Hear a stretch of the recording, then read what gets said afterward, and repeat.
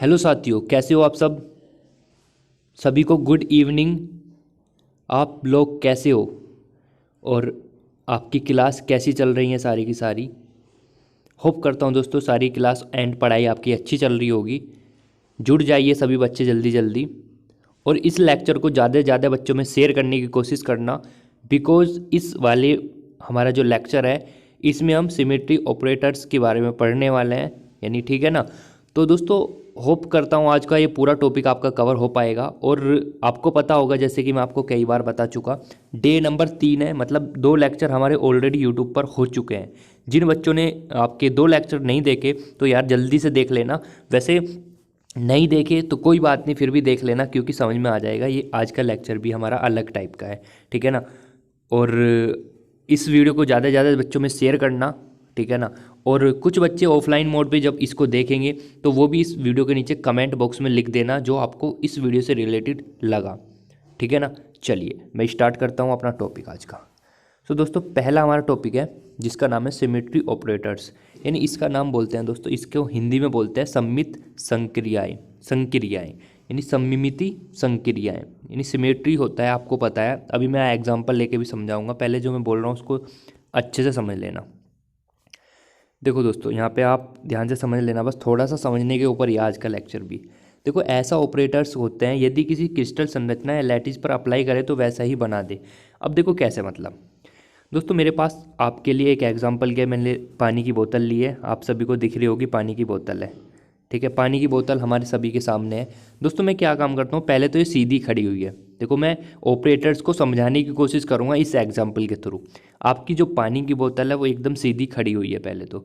फिर मैं क्या काम करता हूँ, इसको रोटेट करा देता हूँ। दोस्तों आप देख सकते हो बोतल कैसे हो चुकी है। ये जो बोतल है पानी की ये रोटेट हो चुकी है, मतलब 90 डिग्री घूम चुकी है पहले की अपेक्षा।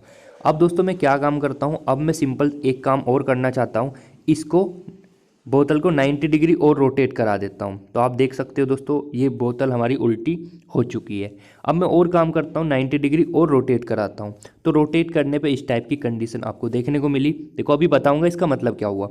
अब मैं थोड़ा और रोटेट करता हूँ तो वहीं पे आ गई जहाँ पे वो थी पहले, है ना। जहाँ पे वो थी वहीं पे हमारी आ चुकी है। यानी ऑपरेटर्स का दो यहाँ पे हम बोल सकते हैं, इससे हमें पूरे जानने को क्या मिला दोस्तों, हमें ये जानने को मिला ऐसा ऑपरेटर्स होता है यदि किसी क्रिस्टल या संरचना या लैटिस पर अप्लाई करे तो वैसा ही बना दे। मतलब सपोज करो जैसे मैंने पानी की बोतल बनाई थी, पहले सीधी खड़ी हुई थी, मैंने इस पर ऑपरेटर्स लगाना स्टार्ट कर दिया, उल्टा करा, यहाँ पे ऐसा कर दिया। फिर आप देखते हो जब मैंने ऑपरेटर्स लगाता रहा तो एंड में आने के बाद वैसे ही प्राप्त हो गया जैसा वो था। आई होप सो ये समझ में आ गया होगा। ये हमारा पहला कॉन्सेप्ट था कि भैया सममिति संक्रियाएं क्या होती हैं। तो हमने समझ लिया क्या होता है, एग्जाम्पल के थ्रू अच्छे से समझ लिया, डायग्राम मेथड से हमने इसको समझ लिया और सभी बच्चों को क्लियर भी हो चुका है। तो मैंने क्या काम करा, इसको रोटेट कराता रहा एंड आप सभी को पता है ये सब चीज़ होता गया। अब इसके भी कई प्रकार होते हैं दोस्तों, ये हम 4 टाइप में डिवाइड करने वाले हैं इसको भी। ये जो हमारी सिमेट्री होती है इसको भी 4 पार्ट में हम डिवाइड करने वाले हैं, ठीक है ना। जिसमें से दोस्तों पहला टाइप आप सभी के सामने है, और वो पहला टाइप है हमारा, देखो आप सभी देख सकते हो, वो पहला टाइप है हमारा स्थानांतरण सिमेट्री, यानी सिमेट्री बोलते हैं ना, सम्मिति, सम्मिति, ठीक है। स्थानांतरण समिति, सम्मिमिति बोलते हैं, ठीक है ना। ठीक है दोस्तों, और मैं क्या काम करना स्टार्ट कर देता हूँ, ये लो। अब देखो अब यहाँ से क्वेश्चन उठता है कि भैया ये क्या होता है ट्रांसलेशन, यानी ये क्या होता है। भैया ये उसका ही पार्ट है जो हमने ऊपर पढ़ा, इसके 4 पार्टों में हम डिवाइड करने वाले हैं और 4 ही पार्ट पढ़ेंगे आज के इस लेक्चर में, ठीक है। और आप सभी को बताना चाहूँ जो लास्ट ईयर के बेस पे जहाँ से क्वेश्चन बना है वो भी मैं डिस्कस करूँगा कि वो क्वेश्चन कहाँ से आया था और क्या और क्वेश्चन बन सकता है वहाँ से, ठीक है ना। तो चलिए दोस्तों अब इसको मैं समझ लेता हूँ ये ऑपरेटर्स क्या होते हैं। दोस्तों आप सभी देख पा रहे हो मेरे पास एक क्रिस्टल है, आपको ये समझ में नहीं आ रहा होगा कि भैया ये क्या बना दिया, अभी इसको समझेंगे, ठीक है। अभी इसको अच्छे से और समझेंगे। अच्छा पहले मैं ये समझ लेता हूँ कि भैया इसकी डेफिनेशन क्या होती है, ये डेफिनेशन क्या होती है। यानी ऐसा ट्रांसलेशन ऑपरेटर होता है जो एक लैटिस पॉइंट से दूसरे लैटिस पॉइंट में पहुँचने का काम करता है। देखो दोस्तों अब आप समझ सकते हो कैसे कैसे हमको करना है। दोस्तों मैं क्या काम करना स्टार्ट करता हूँ, दोस्तों मैं सिंपल आपको समझाने के लिए एक काम करता हूँ, यहाँ पे लैटिस पॉइंट बनाने स्टार्ट कर देता हूँ, लैटिस पॉइंट बनाने स्टार्ट करता हूँ। ठीक है दोस्तों, लेटिस पॉइंट बनाना स्टार्ट कर देता हूँ। तो दोस्तों लेटिस पॉइंट बनाने के बाद आपको एक इम्पॉर्टेंट चीज़ देखने को मिलेगी, देख लेना आप सभी। यहाँ पे आप लेटिस पॉइंट बना लेना। ठीक है स्टूडेंट्स, अब देखो यहाँ पे एक सपोज करो एक लेटिस पॉइंट आपने यहाँ पे भी बना लिया, और मैंने कहा था आपको कि ये बराबर दूरी पे होने चाहिए। अगर आपको बराबर मेरी कहीं दूरी नहीं चमक रही ना, तो आप बराबर दूरी पे बना लेना। ठीक है भाई। अच्छा, अब एक हम यहाँ पे क्या पढ़ने वाले हैं दोस्तों, हम यहाँ पे पढ़ने वाले हैं दोस्तों, यहाँ पे हम पढ़ने वाले हैं आपका कौन सा, स्थानांतरण सिमेट्री। अब इसमें क्या होता है दोस्तों, सपोज करो एक पॉइंट आपका ये रहा यहाँ पे, इसको बोल लो सर कि ओ पॉइंट है यहाँ पे, यानी ओ पॉइंट है। अब यहाँ पे इसका एक रूल होता है दोस्तों, छोटा सा रूल होता है, आपको बताना चाहूँगा। उसमें ये रूल ये बोलता है कि भाई अगर सपोज करो दोस्तों कि आपका एक पॉइंट सपोज करो आपका यहाँ पे है, यहाँ पे मान लो एक पॉइंट आपका पी पॉइंट यहाँ पे है और क्यू पॉइंट यहाँ पे है। अगर आप पी पॉइंट से देखो, अगर आप पी पॉइंट पे बैठे हुए, सपोज करो आप यहाँ पे हो और आप पी पॉइंट पे यहाँ पे बैठे हुए, तो आपको क्रिस्टल जैसा है ना वैसे ही चमकेगा। मतलब जैसे पी पॉइंट से देखोगे तो वैसे ही चमकेगा जैसे जैसे क्यू पॉइंट पे या अदर पॉइंट पे बैठ कर देखोगे। तो हमें एक कॉन्सेप्ट निकल के आ चुका है कि भैया कि अगर कोई से भी पॉइंट पे बैठ के देख लो, हमको जो क्रिस्टल की संरचना वो एक जैसी दिखाई देगी, चाहे हम कोई से भी पॉइंट पे जाके देख ले, चाहे पी पे जाके देख ले, मैं कहा अच्छा, चाहे क्यू पे जाकर देख ले। देखो समझते रहना, चाहे पी पे जाके देख लो चाहे क्यू पे, उनकी जो संरचना है क्रिस्टल की वो एक जैसी दिखाई देगी, चाहे इस वाले पॉइंट पे जाके देख लो चाहे दूसरे पे जाके देख लो। ठीक है। अच्छा, अब मैं क्या काम करता हूँ दोस्तों, मैं ये काम करना चाहता हूँ, अब मुझे पी यानी जो पी पॉइंट है और जो क्यू पॉइंट है इनको आपस में ये देखना है कि भैया ये कैसे मिल जाएंगे आपस में। तो दोस्तों मैं क्या काम करता हूँ, ये जो आपका यहाँ पे ये जो पॉइंट है ओ और ये पी पॉइंट है, इन दोनों को आपस में मिला देता हूँ। इन दोनों को मिलाने के बाद दोस्तों मैं क्या काम करता हूँ, मैं इसको बोल देता हूँ यहाँ पे ये, ठीक है ना, आर वेक्टर बोल देता हूँ दोस्तों इसको। और मैं क्या काम करता हूँ, एक इस टाइप में ड्रॉ करता हूँ लाइन, एंड इस टाइप में एक लाइन ये ड्रॉ करता हूँ। दोस्तों ये जो लाइन होती है ना पी और क्यू, यानी जो पी और क्यू को लाइन को मिलाती है, ये जो पी और क्यू को लाइन को मिलाती है दोस्तों, इसको बोलते हैं हम टी वेक्टर। यानी जो हमारा स्थानांतरण सममिति पढ़ रहे हो आप, उसका ही नाम होता है, टी से डिनोट करते हैं। ठीक है। आज यहाँ पे एक क्वेश्चन होता है सर ये क्या होगा, फिर देखो इसको बोलते हैं हम R dash vector, R dash vector. अब देखो दोस्तों आप थोड़ा सा और इमेजिन करना, सपोज करो दोस्तों कोई हमारी, एक सेकंड इसको मैं सबको मिटा रहा हूँ, जितना ज़रूरत होगी उतना ही नोट करूँगा। यहाँ पे आर डैश वेक्टर लगा सकते हो। अब क्या होगा दोस्तों, एक सपोज करो एक पार्टिकल इधर की ओर चल रहा है, यहाँ से इधर की ओर चल रहा है, मान लो ए वेक्टर है, एक ऊपर की ओर चल रहा है, मान लो वो बी वेक्टर है। ठीक है ना। अब मैं क्या करना चाहता हूँ दोस्तों, मैं ये करना चाहता हूँ कि इन पॉइंटों की हेल्प से पी से क्यू पे पहुँचना चाहता हूँ। इन पॉइंटों की हेल्प से, आई रिपीट, मैं इन पॉइंटों की हेल्प से पी से क्यू पर पहुंचना चाहता हूं। तो मैं क्या काम करता हूं दोस्तों, ये जो यहाँ पे पॉइंट है इसको ऐसे मिला लेता हूं, और आपको पता है यहाँ से यहाँ तक की दूरी ए है, तो यहाँ से यहाँ तक की भी दूरी ए कैप ही होगी, यानी ए वेक्टर ही होगी। अच्छा, आप देख पा रहे हो दोस्तों ऊपर की ओर प्लस, देखो ऊपर की ओर जाने पे प्लस आ रहा है ना, प्लस का बी, अगर हम नीचे की ओर जाएंगे तो माइनस का बी वेक्टर आ जाएगा दोस्तों। यानी हम बोल सकते हैं कि हमको यानी जो स्थानांतरण आपको सममिति बनानी थी, सममिति, वो कैसे प्राप्त हो जाएगी दोस्तों, आप देख पा रहे हो, ट्रांसफर इजिकल टू हो जाएगा दोस्तों आपका देखो 1 ए कैप, देखो 1 था ना, इधर की ओर चले तो 1 आया प्लस का, क्योंकि हम एक्स एक्सिस में चल रहा है, एक्स एक्सिस के अलोंग ही चल रहे हैं, एंड आपका प्लस देखो यहाँ पे नीचे की ओर चल रहे हैं तो माइनस का 1 इंटू बी कैप, यानी ये आपके टी के बराबर आ जाएगा। ठीक है भाई, इतनी बात समझ में आ गई। चलो अब इसको मैं वहाँ पे लेके चलता हूँ जहाँ पे हम इसको पढ़ रहे थे। देखो बहुत आसान है ना, जो मैंने यहाँ पे सब चीज़ बना रखी है। अब देखो इसका दोस्तों जो मेन काम होता है, मैं कलर चेंज कर लेता हूँ, इसका जो मेन काम होता है दोस्तों वो यही होता है कि भैया लेटिस पॉइंट मतलब एक लेटिस पॉइंट से दूसरे लेटिस पॉइंट पे पहुँचने का काम करता है बस ये, यानी स्थानांतरण जैसे नाम से क्लियर हो रहा है, ट्रांसफ़र करेगा किसी ना किसी चीज़ का। तो ऐसा ऑपरेटर होता है जो एक लेटिस पॉइंट से दूसरे लेटिस पॉइंट पर पहुँचने में सहायता करता है। ठीक है ना। चलो तो ये मैंने आपको समझा दिया कि कैसे कैसे हेल्प करता है, कैसे कैसे ये माइनस बी होता है, कैसे कैसे यहाँ टी होता है, कैसे कैसे ये होता है, कैसे कैसे पी होता है, ये सब चीज़ मैं आपको एक्सप्लेन कर चुका। ठीक है। अब ये पी और क्यू लेने का मतलब ये होता है कि अगर हम यहाँ से देखेंगे तो हमको क्रिस्टल एक जैसे ही दिखेगा, इस वजह से पी और क्यू, एंड ऑपरेटर पॉइंट तो यही है आपका ओ। ठीक है। अब देखो मैं क्या काम करता हूँ दोस्तों, एक बात आपको पता है कि अगर देखो अगर दोस्तों में आर आपने पढ़ा होगा जब 12th क्लास में आपके पास वेक्टर टॉपिक था, उसमें पढ़ा होगा कि ये वाला सदिश और ये वाला सदिश इसके सदिश के बराबर होगा। तो हम बोल सकते हैं दोस्तों R vector plus T vector is equal to R dash vector के बराबर हो जाएगा।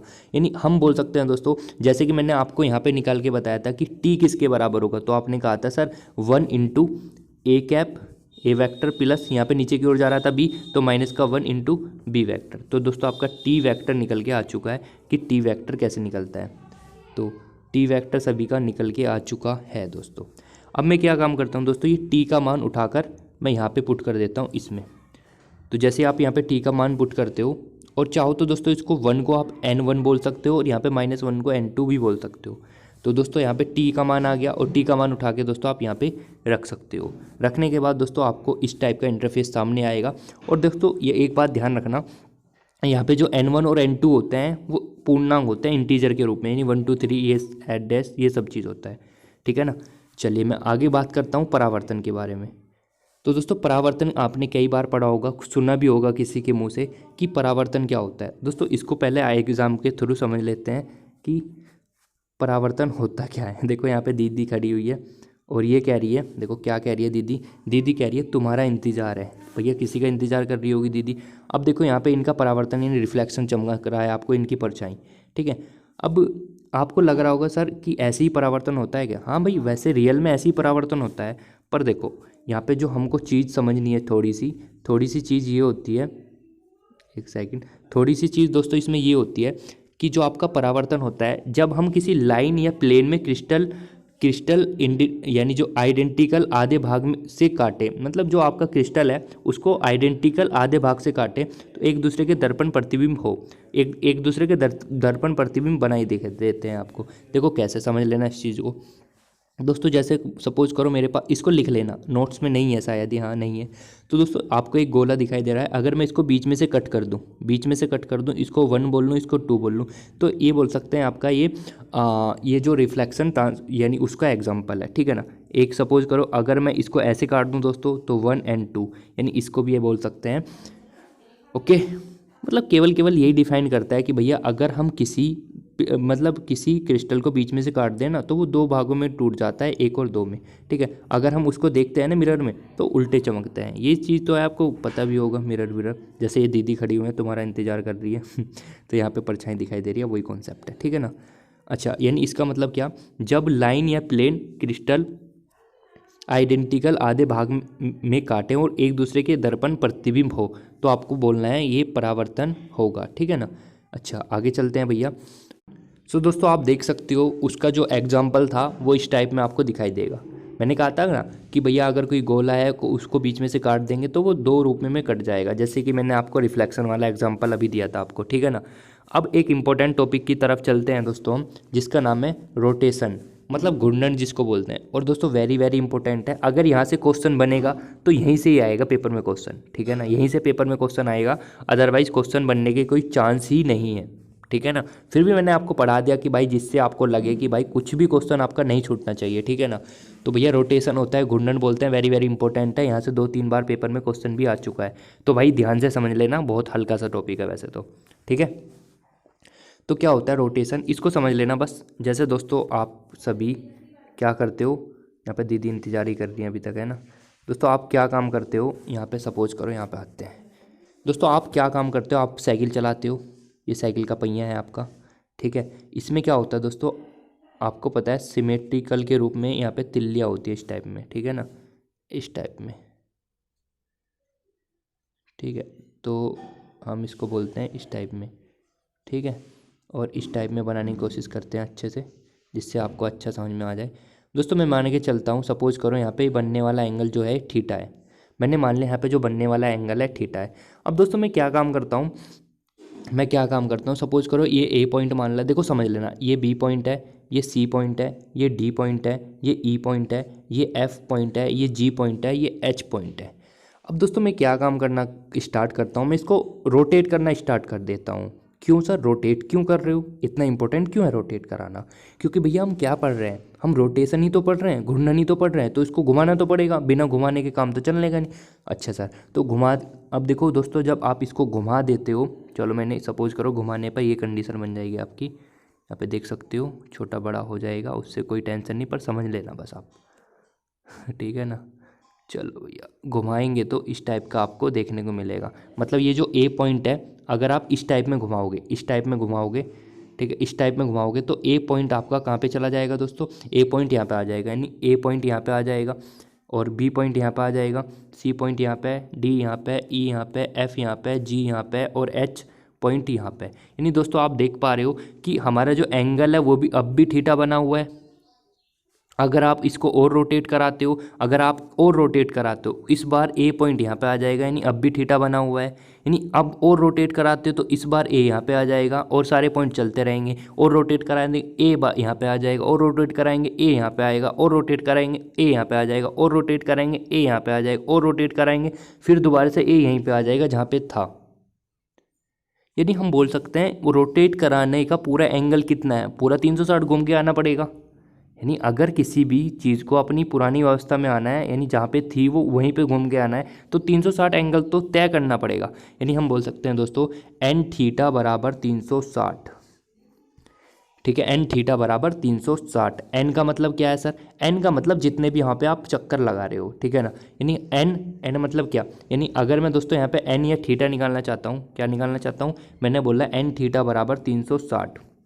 तो अगर मुझे ऐसे थीटा निकालना है, थीटा बराबर आ जाएगा 360/n। और n यहाँ पे इंटीजर हो सकता है, पर एक बात ध्यान रखना दोस्तों, जो n होता है, ये जो n होता है जो मैंने आपको लिखा थीटा बराबर 360/n जो मैंने लिखा, यहाँ पे n दोस्तों आपका केवल 1 होगा, 2 होगा, 3 होगा, 4 होगा, पर n 5 कभी नहीं होने का, और n आपका 7 कभी नहीं होने का, 6 भी हो जाएगा। ठीक है दोस्तों, तो वेरी वेरी इंपॉर्टेंट फैक्ट है, यहाँ से एग्जाम में भी क्वेश्चन आ चुका है कि भैया n किसके बराबर नहीं होना चाहिए, तो 5 के और 7 के बराबर नहीं होना चाहिए, और सबके बराबर होना चाहिए। ठीक है ना। अब आपके मन में क्वेश्चन उठा होगा कि भैया चलो इसको दूसरे एग्जाम्पल से समझा के दिखाओ, जो आपने फॉर्मूला लिखा है इसको दूसरे एग्जाम्पल के थ्रू समझा के दिखाओ एक बार। मैंने कहा चलो ठीक है समझते हैं। दोस्तों एक आपके पास यहाँ से मैंने क्या काम करा, ठीक है, इस टाइप का ये बनाने की कोशिश करा, आपको पता है क्या है। अब मैं क्या काम करता हूँ दोस्तों, मैं ये काम करता हूँ, यहाँ इस पॉइंट को मैं ए मान लेता हूँ, इस पॉइंट को मैं बी मान लेता हूँ, इसको सी मान लेता हूँ, इसको डी मान लेता हूँ। आपको पता है ये बनने वाला एंगल 90 होता है, यहाँ पे भी 90 होगा, यहाँ पे भी 90, यहाँ पे भी 90। अब फिर वही वाला कॉन्सेप्ट, अगर मैं इसको रोटेट कराना स्टार्ट करता हूँ दोस्तों, इसको मैं रोटेट कराना स्टार्ट करता हूँ, तो आपको पता है रोटेट कराने पे क्या आपको देखने को मिलेगा। यानी रोटेट कराने पे ये होगा कि ये वाला ए पॉइंट, अगर मतलब डिपेंड करता है हम कैसे रोटेट करा रहे हैं। अगर हम ऐसे रोटेट करा रहे हैं तो ए पॉइंट यहाँ पे आ जाएगा, अगर हम ऐसे रोटेट करा रहे हैं तो फिर भी तो बात हुई, अगर हम ऐसे रोटेट करा रहे हैं तो ये पॉइंट यहाँ पे आ जाएगा। इसका मतलब कैसे भी रोटेट चलो सपोज करो मैं ऐसे रोटेट करा रहा हूँ इस टाइप में, तो आपका ए पॉइंट यहाँ पे आ जाएगा, हाँ, बी पॉइंट यहाँ पे आ जाएगा, हाँ, सी पॉइंट यहाँ पे आ जाएगा, और डी पॉइंट यहाँ पे आ जाएगा। पर ये तो बताओ भैया, अब भी तो एंगल 90-90 बना हुआ है, नहीं बना हुआ? बना हुआ है ना, अब भी 90 डिग्री एंगल बना हुआ है। अच्छा भैया अगर सपोज करो भैया एक बार रोटेट करा दूंगा, तो भैया ए यहाँ जाएगा, बी यहाँ जाएगा, सी यहाँ जाएगा, डी यहाँ जाएगा। अच्छा और रोटेट करें तो ए यहाँ जाएगा, बी यहाँ जाएगा, सी आ जाएगा, डी यहाँ पे, और रोटेट करें तो ए यहाँ पे आ जाएगा। यानी हम 4 बार रोटेट करा सकते हैं इसको। यानी हमको फॉर्मूला पढ़कर आए थे एन थीटा बराबर 360। अब देखो थीटा, अब बताओ एन निकालना है मुझे नहीं पता मैं कितनी बार रोटेट कराऊँ, मैंने तो आपको लिख के बता दिया 4 बार रोटेट कराना है। अब देखो 360 अपॉन थीटा का मान कितना बन के आया था, उसमें 90 बन रहा था, तो 90, 9 चौक 36, तो देखना एन बराबर 4 आ गया ना। मतलब आपको 4 बार रोटेट कराना होगा जब वो अपनी पुरानी अवस्था में आएगा। ठीक है, तो ये कॉन्सेप्ट समझ में आ गया होगा भाई मैंने कैसे करा। ठीक है, चलो भैया आगे चलते हैं। ये हमारी समझ में आ गया भैया बहुत बढ़िया तरीके से, है ना। तो यही है भैया रोटेशन क्या होता है। रोटेशन कुछ नहीं होता भैया, अगर घूम घूम के अपनी पुरानी व्यवस्था में आ रहा है तो उसको रोटेशन कहते हैं। यदि क्रिस्टल किसी अक्ष के परितः थीटा कोण से घूर्णन करने में अपरिवर्तित बना रहता है, मतलब अपनी स्थिति में ही बना रहता है, ठीक है ना। तो मैंने आपको बता दिया n 5 नहीं होना चाहिए और n 7 नहीं होना चाहिए, 1 2 3 4 होना चाहिए बस, ठीक है ना। अब यहाँ पे आपके मन में क्वेश्चन उठना चाहिए। मैंने पूछा क्या, तुमने कहा सर 5, देखो सुनो, आपने पूछा सर 5 और सर 7 क्यों नहीं होना चाहिए, ये तो बताओ ना सर, हमें रट्टा वट्टा नहीं लगता सर हमारे से। तो मैंने कहा यार मैंने कहा सर, मैंने कहा यार याद कर लो ना, कोई बड़ी बात थोड़ी है। तुमने कहा नहीं सर, हमें ये बताओ, अब तो यहाँ पे बाजी लग गई हमारी, अब सर ये बताओ ये कैसे आया, हमें नहीं पता। तो देखो n = 5 और n = 7 नहीं लेते सर, ऐसे कैसे नहीं लेते, हमें बताओ। भाई रुक तो जाओ, थम तो जाओ रुक जाओ यार, रुक जाओ। अब देखो इसका एग्जाम्पल मैं आपको समझा चुका, और n बराबर देखो यहाँ पे आपका ये जो मैं समझाया था अभी वही n = 4, यानी n = 4 भी हो सकता है, 3 भी हो सकता है, 2 भी हो सकता है, 1 भी हो सकता है, पर भैया 5 और 7 नहीं होने का। तुमने पूछा क्यों? क्योंकि भैया इनकी वैल्यू एग्जिस्ट नहीं करती, मतलब इनका जो मान होता है वो बोल सकते हैं एग्जिस्ट नहीं करता, ठीक है। यानी इसका मतलब क्या, अब तुम तो भैया हमारा पागल बना रहे हो, अभी तो कह रहे हो n = 5 और 7 नहीं होता, अब तुम कह रहे हो एग्जिस्ट नहीं करता, इसका मतलब क्या? बस सुनो, अभी सुनते रहो यार, सुन तो भाई यार, सुनो तो। अच्छा भैया अब देखो ध्यान से सुन लेते रहे ना, ये तुम्हारा इंतज़ार कर रही है अभी दीदी, है ना चलो, यानी हम चलते हैं यहाँ पे। यानी अब हमारा पॉइंट उठता है कि भैया ये तो बताओ कि n का मान 5 और 7 क्यों नहीं लेते। तो मैंने अलग ही पॉइंट बना दिया तुम्हारे लिए, लो भैया तुम्हारी सेवा में हाजिर, हर चीज़ मिलेगी पर तसल्लीपूर्वक मिलेगी। तो दोस्तों एक डेरिवेशन है इसकी, तुम्हारी किताब में नहीं है, अगर तुम या बीएससी ऑनर्स करते हो या एमएससी में जाते हो तो वहाँ पे आपको एक डेरिवेशन करने को मिलती है इसकी कि n = 5 n = 7 के इक्वल क्यों नहीं होता, इसको प्रूफ करने का भी क्वेश्चन आता है, ठीक है। पर टेंशन मत लेना, तुम्हारे सिलेबस में नहीं है, टेंशन की कोई बात नहीं, फिर भी समझ लेना। यानी जब उस डेरिवेशन को आप सोल्व करते हो तो आपका एक फॉर्मूला निकल के आता है n/2 = cos∅, याद रखना n/2 = cos∅। यानी आपको पता है cos∅ का अधिकतम मान कहाँ से कहाँ तक हो सकता है। सर हमको पता है जो मिनिमम मान है वो 1 हो सकता है माइनस का, और जो मैक्सिमम मान है वो प्लस का 1 हो सकता है, आपको पता है, ये तो पता है ना मैक्सिमम मिनिमम। अच्छा अब एक बात बताओ मुझे दोस्तों, एक छोटी सी बात, अगर मैं 1 वैल्यू यहाँ पे रखता हूँ cos∅ के स्थान पे 1 रख दिया आपने प्लस की 1, तो n का मान कितना आएगा, n का मान आ सकता है सर प्लस का 2। अगर यहाँ पे -1 रखते हैं सर, इसका मान आएगा सर, फिर n का मान कितना आएगा सर, n का मान आएगा सर यहाँ पे -2 और वहाँ पे आ जाएगा सर +2। बोला तो वही तो है। अच्छा यानी मैंने वही यहाँ पे लिख रखा है कि n-2 +2 कैसा है। अब देखो आपको एक चीज़ निकल के आ चुकी है कि n का मान -2 और 2 के बीच में होगा, ठीक है, -2 से और 2 के बीच में हो सकता है। अब वो वैल्यू क्या हो सकती है, -2 भी हो सकता है, 1 भी हो सकता है, माइनस का 0 भी हो सकता है, 1 भी हो सकता है, 2 भी हो सकता है। पर तुम्हारे मन में फिर क्वेश्चन आया, मैंने पूछा क्या, तुमने कहा कि भैया एक बात तो बताओ। मैंने कहा हाँ, तुमने तो अभी कहा था कि भैया इसका मान 5 नहीं होने का, इसका मान 7 नहीं होने का, पर भैया तुम तो कह रहे हो अब 3 4 भी नहीं। भाई ये वैल्यू थोड़ी है इसकी, n की मान थोड़ी है। अच्छा अच्छा अच्छा, सुनो सुनो, ये n वो वाला है ना, बड़े वाला, छोटे वाला n की बात नहीं कर रहे हैं, ये बड़े वाला n चल रहा है अभी, ध्यान रखना। अच्छा भैया हाँ हाँ चलो ठीक है। अब देखो मैं क्या काम करता हूँ दोस्तों, n का मान -2 रखता हूँ यहाँ पे, ये जो स्टार्टिंग वाला -2 था उठा के यहाँ रख दिया। अब दोस्त आपको cos∅ निकालना होगा। देखो cos∅ का आपको फॉर्मूला पता है, cos∅ = n/2 होता है। n का मान कितना, -2 अपॉन 2 = cos∅, जब भी तो निकल के आएगा, 1 से 1 कट गया, माइनस का 1, और माइनस का 1 किस में वैल्यू होती है cos की, सर 180 की होती है। भाई 180 को डिवाइड करना 360 के, सर कितना आया, n का मान आया सर 2। अच्छा सर अब -1 रखना, -1 का मतलब -1/2, क्योंकि यार a/2 हो रहा था ना वहाँ पे, इस वजह से क्या हो जाएगा, n/2 हो रहा था सॉरी। तो 1/2 120 का होता है, डिवाइड करना 360 को 120 से, तो भैया 0 0 12 3 36 3 आ जाएगा इनका मान। अच्छा 0 रखते हैं तो भैया 90 होता है 0 में, और 4 आ जाएगा इन 360/4 90, तो ये आ जाएगा 4, n का मान 4। मैंने कहा अगर 1 रखते हैं तो 1/2 60 का मान होता है, फिर डिवाइड करेंगे इसको 60 से तो 6 आ जाएगा। मैंने कहा 2 रखते हैं तो 2 से 2 डिवाइड हो जाएगा, 1 आ जाएगा। 1 किस में होता है कोस का मान, सर 0 में होता है, 360 में होता है, तो डिवाइड करेंगे 360 से 360 को, तो 1 आ जाएगा। अब ये बताओ इस वाली टेबल में कहीं आपको 4 मतलब आपको 2 दिख रहा है, 1 दिख रहा है, 3 दिख रहा है, 4 दिख रहा है, 6 भी दिख रहा है, क्या आप इसको 5 दिख रहा है, 7 दिख रहा है? अरे हाँ सर ये तो पॉइंट है। तो बस यही इसका रीज़न होता है दोस्तों कि इसमें ये जो आपकी वैल्यू होती है n = 5 और n = 7 वो एग्जिट ही नहीं करती, ठीक है, मतलब असंतुष्ट होती है वो वैल्यू, संतुष्ट ही नहीं करती वो वाली वैल्यू। इस वजह से कहते हैं कि भैया n का मान 5 और 7 नहीं होने का। तो रीज़न समझ में आया, कहानी के पीछे छुपा हुआ जो यहाँ पे विलन था उसके बारे में समझ में आया क्या होता है वो विलन। चलो अब मैं चलता हूँ दोबारा अपने इस टॉपिक पे, ये छोटा सा और टॉपिक रह गया हमारा, नंबर 4 और समझ लेना। नंबर 4 क्या होता है दोस्तों, इसको बोलते हैं इन्वर्जन। इन्वर्जन क्या होता है, अंतः परिवर्तन। अंतः परिवर्तन क्या होता है दोस्तों, एक बात ध्यान ना, अंतः परिवर्तन से रिलेटेड क्या क्वेश्चन एग्जाम में आ सकते हैं। अंतः परिवर्तन क्या होता है, देखो अंतः परिवर्तन हमेशा 3D में ही अप्लाई होता है। यानी 3D का मतलब क्या, जो हम अभी तक 2D पढ़ते हुए आ रहे थे अब हमको पढ़ना पड़ेगा उसके लिए 3D। 3D मतलब कैसे भैया, देखो आपको जो स्ट्रक्चर दिखाई दे रही है दोस्तों वो 3D स्ट्रक्चर है, ठीक है ना। ओके, यानी ये जो हमारा अंतः परिवर्तन होगा ओनली ऑन 3D स्ट्रक्चर पर ही लागू होगा, पॉइंट ऑपरेशन के भी लागू होगा, पॉइंट ऑपरेशन के लिए भी, ठीक है। तो 2 क्वेश्चन थे यहाँ से। अच्छा, एक चीज़ और समझ लेना दोस्तों, अब ये तो बताओ भैया इन्वर्जन होता क्या है ना, अंतः परिवर्तन होता क्या है। देखो दोस्तों, अगर आपको कोई ये घन दिखाई दे रहा होगा आपको, एक सेकंड, घन दिख रहा है ना, समझ में आ गया कैसा बनाया था। अब देखो यहाँ पे अगर मैं मिडल में इसके कोई पॉइंट मान लूँ, क्योंकि मैंने कहा है पॉइंट ऑपरेशन का काम करता है, तो अगर दोस्तों मैं इसके पॉइंट यहाँ पे मान लूँ और ये इसका ए मान लो, ए मान लो, तो आपको पता है ये आपका आर वेक्टर होता है और ये आपका क्या होता है, माइनस का आर वेक्टर होता है, ठीक है। ये प्लस का आर वेक्टर और माइनस का आर वेक्टर। इसका मतलब क्या दोस्तों, इसका मतलब ये कि अगर यहाँ पे प्लस है ना तो नीचे माइनस होगा। अगर ऐसी कंडीशन आपको देखने को मिल रही है, ऐसी कंडीशन आपको देखने को मिल रही है, तो समझ लेना मेरे भाई वो किसकी बात कर रहा है, वो अंतः परिवर्तन की बात कर रहा है, वो इन्वर्जन की बात कर रहा है, ठीक है। वैसे अभी तक यहाँ से कोई क्वेश्चन नहीं आया, फिर भी मैंने आपको बता दिया क्या क्वेश्चन बन सकते हैं। पूछ सकता है 3D यानी जो त्रिविम जालक पर कौन सा यहाँ पे जो सिमेट्री होता है कौन सा लागू होता है, तो अंतः परिवर्तन लागू होता है। पूछ सकता है पॉइंट ऑपरेशन पर कौन काम करता है, तो अंतः परिवर्तन काम करता है। यानी ऊपर जो आर प्लस होता है नीचे माइनस का होता है वो क्या होता है, अंतः परिवर्तन होता है, ठीक है।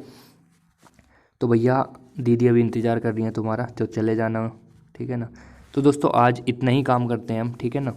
और बताओ आप सब कैसे हो आप सब, ठीक है। यार थोड़ा सा पढ़ाई में, जब मतलब पढ़ाई का काम करते हैं ना तो पढ़ाई ही किया करो, ठीक है ना। कुछ कुछ बच्चे यार कमेंट बॉक्स में लिखते रहते हो कि वो होगा ये नहीं होगा, तो यार उसकी टेंशन मत लिया करो आप, ठीक है ना। मैं देख रहा था कल भी कमेंट पढ़ रहा था यार, जब मैं पढ़ाता हूँ ना तो कमेंट बिल्कुल भी नहीं देखता, ठीक है। या तो एंड में देखता हूँ या वीडियो के स्टार्टिंग में देखता हूँ, बीच में कभी भी मैं कमेंट नहीं पढ़ता, ठीक है ना। तो यार कमेंट मत किया करो, फ़ायदा, अपना टाइम बर्बाद मत करा करो। जिस टाइम मैं पढ़ाया करूँ तो उस टाइम पढ़ लिया करो अच्छे से, ठीक है ना। तो अपना फीडबैक मुझे ऑफलाइन कमेंट में ज़रूर देना, जब वीडियो कंप्लीट हो जाएगी उसमें कमेंट में बता देना आपको ये लेक्चर कैसा लगा, कुछ समझ में आ रहा है नहीं आ रहा है। अगर कुछ भी नहीं आ रहा तो बता देना यार, ठीक है ना।